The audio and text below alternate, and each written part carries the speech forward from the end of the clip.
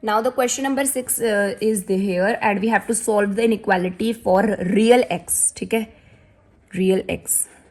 Now 3x minus 7 is greater than 5x minus 1. First step में हम क्या करेंगे, एक साइड LHS में सारे वेरिएबल टर्म्स एंड RHS में कांस्टेंट टर्म्स रखेंगे. So this will be 3x in the first step 3x.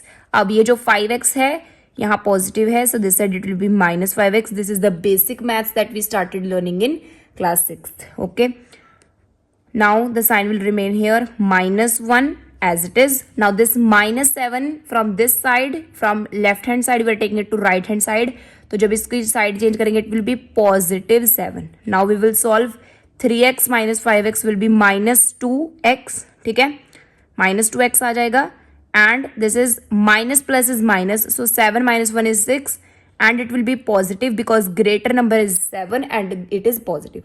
Okay, now x, this minus 2 will be in divide with this 6 number, with the number 6. लेकिन अगर यहाँ से कोई term multiplication में है और दूसरी साइड जाके जब उसे हम डिवाइड करेंगे and if it is negative so the sign will change.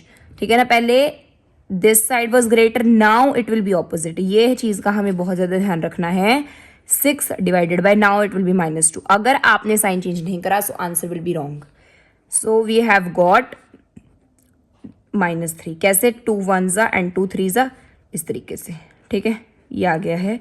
अब इसका मतलब है कि x जो है वो -3 से छोटा है. x -3 से छोटा है. x की सबसे बड़ी वैल्यू -2 है बिकॉज -3 इज नॉट इंक्लूडेड. तो कैसे लिखेंगे, अब -3 से छोटे हमारे नंबर्स हैं इन्फिनिटी तक, माइनस इन्फिनिटी तक. So we will write it as -∞,